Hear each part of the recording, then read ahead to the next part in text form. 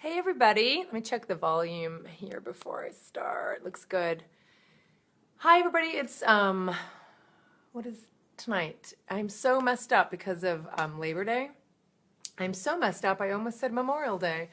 So it's Wednesday, and I'm here just to say hi. And I get so many emails from so many people, and I cannot answer every single email that people write to me, or a Facebook notification or message. And I wanted to just give you a chance to ask any of your questions you have here tonight while I look at the new crescent moon and the sunset at the same time. And let's see, it's 7:22 here in Oakland, California. And I know some of you are sleeping, some of you are going to sleep, some of you are eating. But I just wanted to say hi and see if you had any questions, and also tell you some good news, which I'm pretty excited about. So first of all, I'm almost finished with a new podcast episode, another episode on animals and language, which I think you're going to really like, and I think it's going to be really new for you, that something you've never really heard before. Hello, Amanda Esposito. Good to see you. So as soon as I can finish that, and if I can get my act together tonight, I will finish it. I'll finish writing it tonight and then hopefully record it tomorrow. But tomorrow I also have to do a little bit of prep, not a ton, but a little bit of prep for my photo shoot on Friday. So The Joy of Vegan Baking, as many of you know, was my first cookbook, and it came out 10 years ago in 2007. So 2017 is the 10-year anniversary of The Joy of Vegan Baking. Hello, Angela from Vancouver. Welcome, welcome. So the publisher is doing, hello Cindy, is doing a 10-year, well, they're doing basically a new edition of the book. Someone asked me from a post I put up before if there are going to be new recipes. There are not new recipes. The publisher is just putting out a new edition. So they're updating all of the photographs and the cover, so it's going to have a new look and feel. The design of the whole book is going to be just kind of upgraded, updated. And thanks, Ashley. I know, I can't believe it's 10 years, which I mean, a little bit. I mean, that does feel like that was 10 years ago when I wrote that book, but 10 years. And the book sells enough, which is pretty remarkable, that the publisher is willing to put any investment at all into a new edition, because it costs money to do all of this. So we're shooting a new cover. I'm going to be on the cover, and that's on Friday. So I was supposed to go shopping today for like a shirt for the cover, and then I just decided I don't care if it's a shirt that I've worn in a PR photo or press photo or cover of 30-Day Vegan Challenge. If I have to wear the same shirt that I've worn inside the book that I like, then I'll just do it. I think I have enough shirts that I'm not going to go shopping. Thanks, Cindy. Hello, Paula from Indianapolis, and Ashley, thanks again.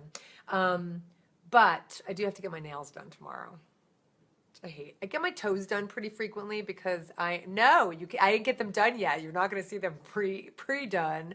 My nails are awful. I garden, I'm outside, I'm very fast, I'm very quick. So my nails just are awful all the time. They're embarrassing. I should take care of my nails better.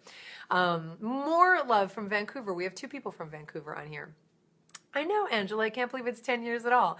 And it's amazing when I see people who have like the original like book, because not long after it was originally published, Veg News Magazine gave it the award for best cookbook of the year. So the publisher put a little burst on the cover that indicated that honor. And so I can tell when people have the first, like before that cookbook of the year burst, I can tell when people have the original cover. So it's pretty amazing when I see that. Orion, our girls love your baking book. It got them started to being vegan, and now Izzy is working in a pizza restaurant, and she's totally thinking how to make everything vegan. That's awesome. I love it, Orion. Good to see you.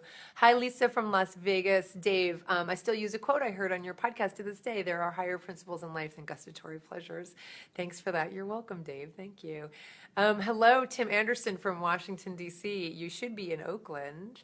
And Michiko. Michiko is just behind me here. Anyway, so let me finish what I was saying. What was I saying? Wine country in Washington. Does like every state have a wine country now? So anyway, I have to get my nails done. I usually get my my toes done because I'm barefoot all the time, and I'm a runner, and as a runner, my toenails get pummeled. I will never, ever subject you to what my toenails look like. But I'm only going to show you my nails once they're done. Right now you can't see them. You're not even allowed to see them.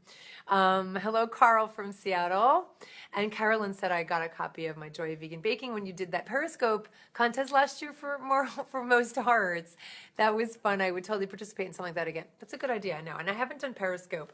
I kind of got off Periscope, and I didn't mean to. I think it was just that sometimes it can be annoying because of the trolls, and Facebook I already have this wonderful following. Periscope I'm still building the following, and it didn't happen as quickly as perhaps I would have liked it to happen. And so I've said this a million times, I'm going to just bore the hell out of you, but I did get a second phone. A friend of mine gave me an old iPhone of hers, and I just need to get a setup so I can have both of them at the same time. So I need to do that on Periscope again. Any fall recipes, says Felice, that you're excited to roll out for the new season? Well, I am actually really excited to just share with you the gluten burgers and sausages I've been working on. Totally based on Isa Moskowitz's recipe, but I've been just kind of making it my own as well. What else did I do? I also did some bagels from Isa's recipes the other day, which was amazing. What else have I been doing? You know, I do tend to bake from my books. I don't know. I feel like there's only so many recipes people need in the world, and I have like 600 between all of my books. So I feel like, well, how many variations of a bundt cake can you have? How many variations of a chocolate cake can you have? How many variations of lemon bars can you have? So I tend to use my recipes again and again, and I know that we all do that just kind of naturally. We rotate foods all the time, but I don't know. I just like kind of use the same thing. So I love baking in the fall and winter. I absolutely do bake a lot. Share with my neighbors, share with friends. I do love that in the winter. Definitely bake more in the winter, which is probably not surprising. I think most of us do. The summer, I tend to just eat really light. But yeah, I'll let you know. I don't have anything specific. Facebook Live is better. I like Facebook Live. And Cindy says I prefer Facebook as well. So some other good news. Did I cover everything everybody said? I feel like there was one question I didn't answer. Favorite recipe, said Linda. Favorite recipe from the Joy of Vegan Baking? Yeah, I mean, I make the banana chocolate chip muffins. I think I love those because they're so easy. I know a lot of people love those. I make the chocolate cake a lot just because, again, it's so easy. The lemon bars. I don't make the lemon bars a lot. What else do I make from there a lot? I make the chocolate chip cookies, the Mexican wedding cookies. Yeah, I like that book. Just like all the recipes in that book. Like them all. Like them all. Chocolate scones. The chocolate scones? Chocolate chip scones? Maybe the chocolate chip scones. Because they're not chocolate scones. Right? Michael? The chocolate bread pudding, though, I've joked that of everything that I tested when I was doing that book, that was the hardest recipe to not send away. Because I would bake everything and then like chocolate chip scones. And I would send them off with David to work because I didn't want to just have all the baked goods in the house because I would just eat them. And so the chocolate bread pudding, though, was so good. So when I have leftover bread now, like if we have leftover like ciabatta, we make panzanella, which is the best. Like when you've got, last week, we had heirloom tomatoes from the farmer's market, and we had this bread from the farmer's market. Our favorite bread is a locally made bread with, it's a fennel golden raisin bread, which is amazing. So we made a panzanella. But if you have leftover bread, make a bread pudding if you want to make a dessert. And a chocolate bread pudding is unbelievable. Bonnie Gross, haven't seen you in a long time. Brooke, hello, and Brittany, hello. Are there only people whose names start with B? Really? No one needs to make any other cake. The red velvet is amazing. Oh, you're so sweet. Thank you. Non-vegans have asked for my recipe, saying it's the best they've ever had. The moistest. I just made stuff up. The moistest they've ever had. That's awesome. Turkan from Hong Kong. Good to see you. Yeah, chocolate bread pudding. What else? What else is there? Okay, so in other good news, okay, you're not going to let me get away from the Joy of Vegan Baking because you're just going to be telling me all your favorite baked goods. Yeah, Orion, chocolate bread pudding. And yes, you can add bourbon or brandy. Yeah, duh. You can add there's some whiskey right there behind me. You can see my whiskey. That's bourbon right behind me. It's actually David's bourbon. David's more of a bourbon drinker. I'm more of a scotch drinker. You can see my scotch next. You can see my scotch next to his bourbon, and the scotch is a little lower than the bourbon. Maybe he refilled his more. Maybe he drinks his more and just refilled it. But I'm going to have to refill my scotch very soon. See, right there? And that's his bourbon right there. So yeah, you could take some of that and put that on the chocolate bread pudding as well. Which of your books has bourbon? I mean, best recipes. Sorry, Brooke. Which of my? That's like asking which of my book. Like that's really hard. They're all great recipes. What I tell people is, those books were all written with a different purpose. The Sangha. Oh, it would be great to meet you as well. Are you talking about the CowCon conference? Exactly, Orion. I would never ever bake with scotch. So yeah, Brooke, no, totally. So the Joy of Vegan Baking is baking, right? So it's all baked goods. I mean, it's not all baked goods. There's smoothies and some frozen desserts and that kind of thing. And there's breads as well. But the Joy of Vegan Baking is baking. The Vegan Table is a really good overview of recipes for every day, but also for special occasions. So it's a really great book if you want to know what to make for a Thanksgiving meal or a fall meal or a Christmas meal or an Easter meal or a spring meal or whatever. And because they're also the recipes, I kind of created menus based on seasons, based on the recipes in each section. That's also a way to break it down. And then also because that book, The Vegan Table, is broken up by the number of people you host, it's also really helpful for that. So the Vegan Table is great for everyday recipes and also for special occasions. Color Me Vegan is really great because it's really concentrated in color. So it's a lot more nutrient dense in the sense that it's really about the antioxidants and phytochemicals that really bring the color to the dishes. So that has its own appeal for that reason. So, if you're looking for an everyday cookbook, I would say the Vegan Table. If you're looking for a baking book, I would say The Joy of Vegan Baking. If you're looking for something that's really nutrient dense and a lot lighter and healthier, not that Vegan Table is not healthy, it's just that the concentrations I focused on in Color Me Vegan or around the color and nutrients. So I hope that helps. If you want just like a regular baking book, I would go with the Vegan Table. Those were recipes that I cooked in my cooking classes for over 10 years. So they're tried and true, and I've made those recipes a million times, and I did so with people in the cooking classes. So they're tried and true. So the Vegan Table is probably where I start. 30-Day Vegan Challenge has, it's more information based with 40 fantastic recipes, like beautiful recipes that aren't in the other books. And you get a lot more information as well. Let's see what else I missed here.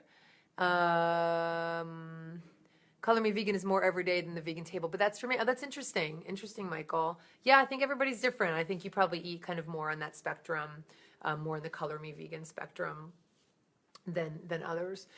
Okay, so moving on. You're welcome, Brooke. Thank you for asking. Thank you for considering buying one of my books.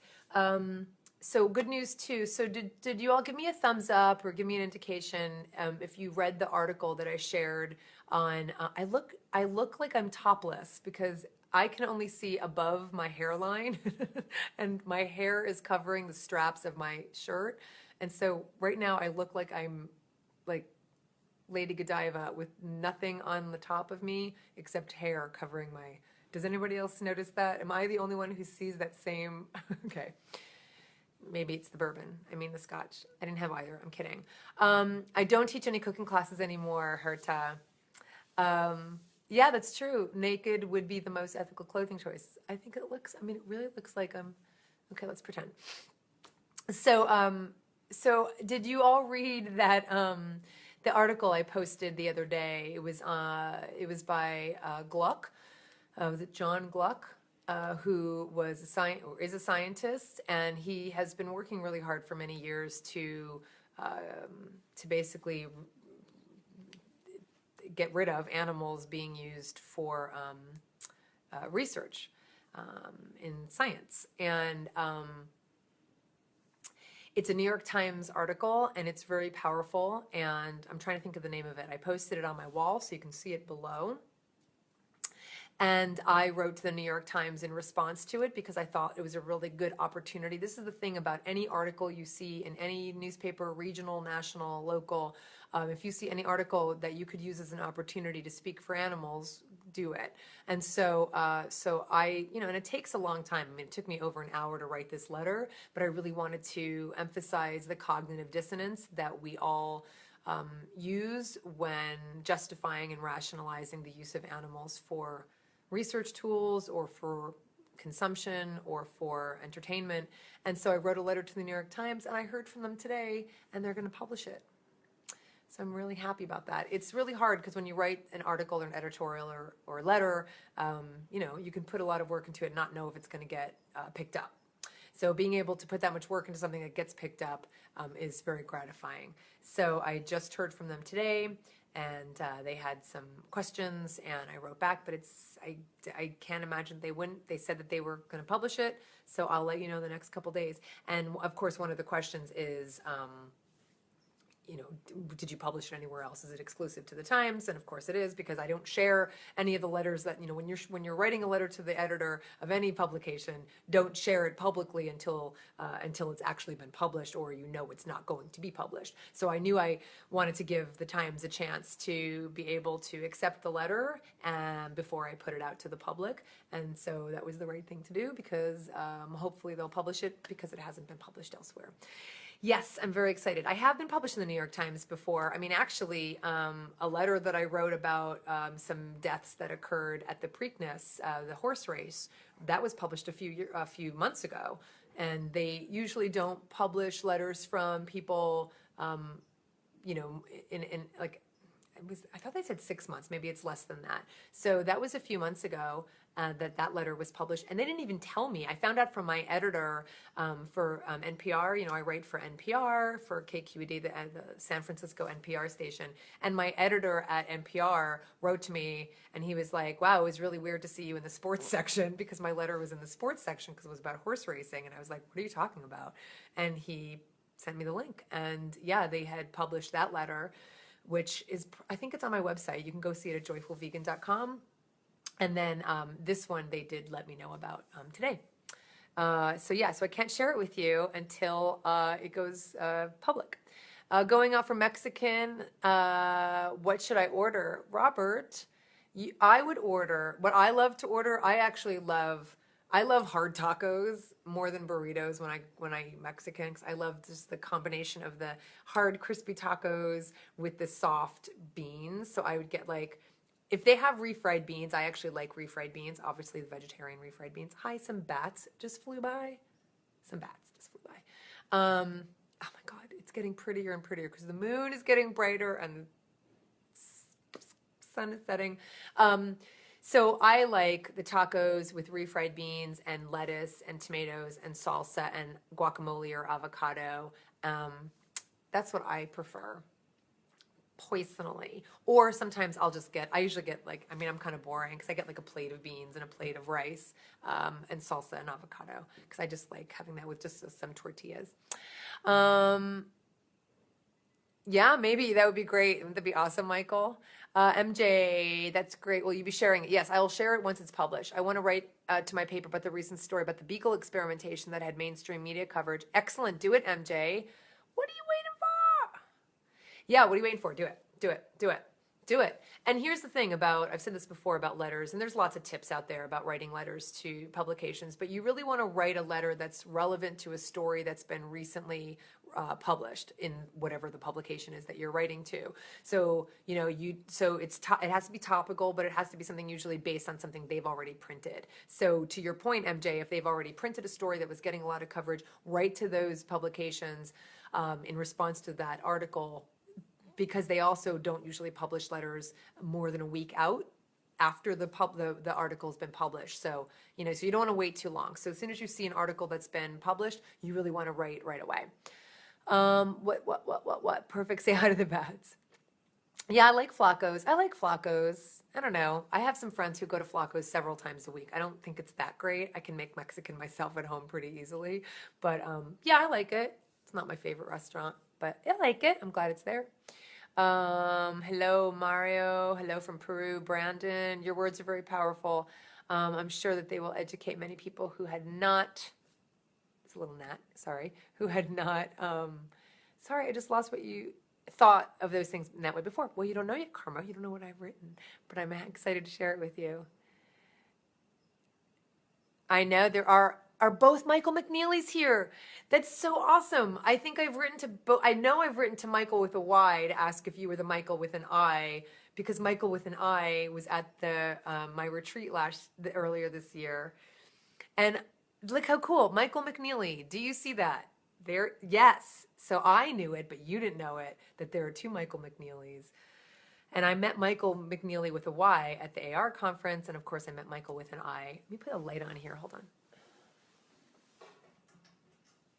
Did that help a little bit? Not really. At my retreat. That's so cool, I love it. If you're at a doopy, what should you order? Well, my favorite thing to order at a doopy, so a doopy, for those who don't know, is a Southern Indian place. I mean, most Southern Indian places have a doopy in their name. Southern Indian cuisine tends to be vegetarian, so when you're traveling, always look for Southern Indian. You could always look for Northern Indian too, but I prefer Southern Indian, and I think it's just better. So I like chana masala, which you'll get at a doopy palace, which is fantastic, but my favorite thing is usually the dosa. I do love dosa. More bats flying by. I put a bat house. I wonder if they're using my bat house. Maybe. We installed a bat house. So yeah, I get the dosa with I usually just get the masala dosa, so it's just the potato and the dosa, and then David usually gets the upatham or uthapam. I always forget the name because I always just call it an oompa loompa, but I think it's an uthapam, which is a big pancake, and he usually gets it with red onions and peas. So there you go. And I haven't been there in a while. Am I ready for Africa? Almost, yeah, I think so. We have a few things to do yet, and I have a couple more things to get. But yeah, I think we are. David and I have decided. I can't remember what we decided. I'm trying to remember. We never check bags.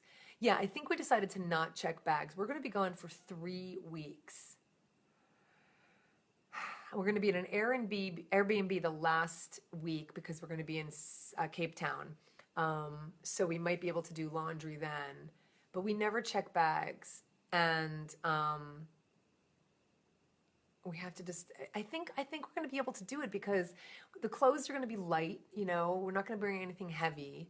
And I tend to wear the same things again and again, a few days in a row. And I hate checking bags, so I hate waiting for luggage. And you always overpack. Even when we never check bags, so I always have a carry-on. And I'll be away for 3 weeks, and I still overpack. So I think we're not gonna. Check bags. Although we need to make sure we have enough room for our malaria pills and that kind of thing. We have one more set of vaccinations we have to get, and then I think we're done. But that's just like a week before we leave. So I'm pretty excited. Stacy, the hair products are the hardest. Yeah, I have lots of little travel bottles, and I put all of my favorite hair products in those little bottles.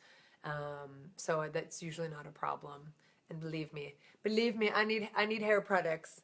But I don't know. I mean, when we're going to be in Africa, this is not going to look like this. Okay, so enjoy this now because this is going to look very different. This is going to be frizzy, and I'll probably have it up every single day because I think. I don't do well if I leave my hair doesn't do well if I just leave the Bay Area. Like any other humidity, it's not pretty at all. And the deer, yes, we still have the deer. I haven't, so yeah, I saw Atticus today. I was this far away from Atticus today because he's spoiled and he likes me to put out a little bit of corn for him because I put corn out for the squirrels. So he comes to the door and I give him, he was this far away. And yeah, but I saw another big male last night who is so cute. He has like this big tuft of like really dark brown hair right here, right by his antlers. But it wasn't Marcus. I thought it was Marcus for a second, and it wasn't. Marcus is a big buck that we've known for years, and I haven't seen him in months, but that doesn't mean he's not around anymore. Keep your fingers crossed that we see him. He broke his leg and he was hobbling around for a good year after he broke it, but I haven't seen him in a couple months. Your hair doesn't do well leaving the house. It's all about products. It's all about products. Thanks, Stacy. Yeah, I'm gonna be wearing my hair up like probably every single day because it's not gonna be pretty. All right, I am going to go because I haven't even eaten dinner yet, and I just wanted to say hi to you. And I don't like showing you this because there's a big blanket on my chair, but I have to show you because there's something else that's really cute on my chair, and that's a little precious Michiko. And I know you guys like ending the broadcast with cute cats. I know who's who, Cindy, because there are different markings that I look for and different personality traits, but some of it is relative to one another. I can tell the baby deer because the baby deer Octavius is usually with his mother Antonella. But when when they separate, I'm going to have a hard time recognizing Antonella. Atticus, I've known since he was born, and I know his markings, but I also know how close he comes to me. And right now he's growing his antlers for the first time, and they're little nubbies. So one is like this big, and one's like that big. Can you see that? So they're kind of crooked. Marcus was easy to spot because he was gorgeous and massive and big, and his antlers were he was like 7-point antlers. He was beautiful, and I know a couple others because of that. But antlers grow and they also shed, so it's hard to use antlers as the way to determine who's who. So I try to look for other markings on their face, and it's not easy. It's not easy. That was Michiko. Charlie is. I don't know where Charlie. He's probably upstairs. But they're both going to come down with me because I'm going to go watch the last episode of the second season of Happy Valley. I don't know if any of you have watched that. It's a British, kind of, again, another police detective, show. Of course, they're always based on murders and rapes, and it's awful and depressing. But it's really good. It's kind of set in the Yorkshire area of England, and the main character is just really fantastic. And I watched the first season, and now I'm finishing up the second season. It's something I watch when David's not home. When we're home, we just finished watching The Bridge, as I've been talking about, and now we're just on a Danish and Scandinavian film kick. So we just saw The Celebration for the first time, which is crazy because I've known about Celebration since the movie was out in '98, but never saw it. So we just watched it just the other night, and it was fantastic. It was the first movie of the whole Dogma